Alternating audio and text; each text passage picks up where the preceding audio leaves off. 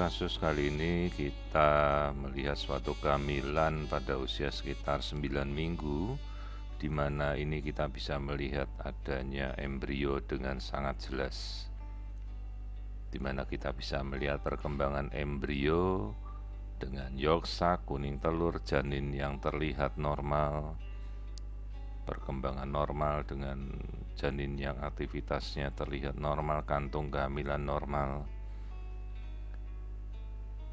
Namun konsentrasi harus kita pastikan terlebih dahulu, jangan hanya terbatas melihat janin ini bertumbuh dengan normal. Ini adalah suatu kondisi kasus yang cukup luar biasa, di mana kehamilan yang terjadi ini ternyata bukan berada di dalam rahim. Pemeriksaan kita mulai dengan melakukan pemeriksaan pada rahim, di mana ini adalah rahim yang kosong. Jadi bentuk rahim yang normal tanpa ada isi apapun, dengan selaput lendir rahim yang tipis, sementara ibu ini mengalami telat haid sudah hampir sekitar 2 bulan lebih, dengan tentunya tes hamil yang positif. Namun tidak ditemukan gambaran kehamilan di dalam rahim. Sementara kita melakukan eksplorasi, kita melihat sisi kanan dan kiri dari indung telur atau aknexa, di mana salah satu sisi dengan ovarium yang normal, namun pada sisi kontralateral kita temukan adanya gambaran kehamilan. Ini kita melihat adanya gambaran miom yang menempel pada dinding rahim, yang mungkin menjadi penyebab di mana kehamilan pada salah satu sisi ini tidak bisa masuk kembali ke dalam rahim. Jadi miom ini juga bisa menjadi pengganggu transfernya janin masuk kembali ke dalam rahim yang normal. Jadi sekali lagi,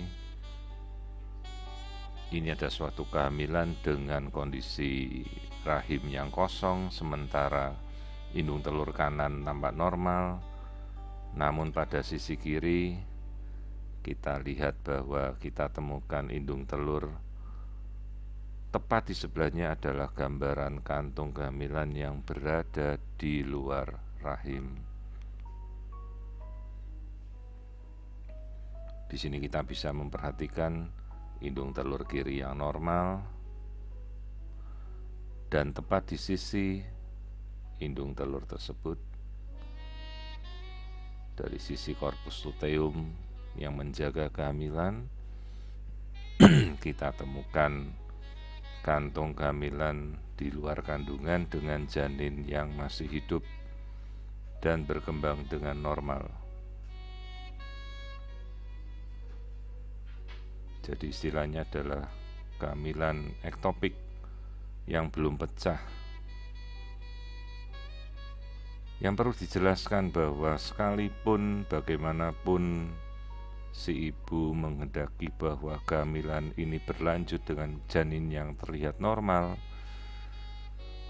namun secara medis bahwa ini tidak bisa kita biarkan bahwa kehamilan ini berkembang dengan segala risiko yang mengancam nyawa si ibu, di mana kehamilan itu bisa pecah setiap saat dengan perdarahan yang tak terkira dan bisa membahayakan nyawa si ibu sewaktu-waktu.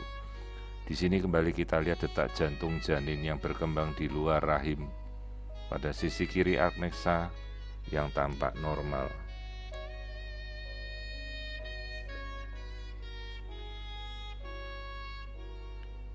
Jadi embrio sudah berkembang sekitar 8 minggu dengan kondisi yang sangat-sangat normal. Namun jangan terjebak bahwa ternyata sekalipun janin ini bertumbuh normal, dia tumbuhnya berada pada luar rahim, berada pada saluran indung telur sisi kiri.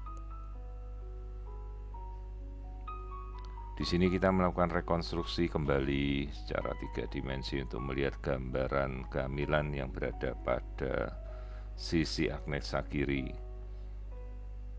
dengan janin yang masih hidup atau live embryo.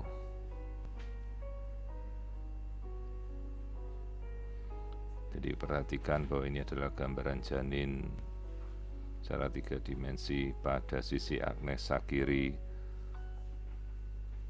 tepatnya pada saluran tuba falopi pada area yang kita namakan ampula. Dan hanya menunggu waktu untuk pecah dari saluran tersebut, karena ini bukan lokasi untuk bisa terjadi kehamilan secara normal. Risiko yang terjadi apabila pecah adalah perdarahan yang cukup dahsyat tanpa bisa kita hentikan. Jadi sekalipun si ibu menghendaki misalnya hamil ini berlanjut dengan kondisi janin yang terlihat normal, namun sekali lagi bahwa ini tidak mungkin kita lanjutkan karena risiko yang terjadi taruhannya adalah nyawa si ibu. Perdarahan bisa terjadi sewaktu-waktu. Ini adalah suatu kasus kehamilan yang berada di luar rahim dengan janin yang masih hidup, dengan detak jantung yang normal, pertumbuhan janin yang normal. Kita bisa lihat aliran darah yang memberi vaskularisasi pada janin terlihat sangat-sangat normal. Namun sekali lagi bahwa janin ini berkembang di luar rahim. Jadi ini kita bisa lihat detak jantungnya, aliran darahnya yang normal.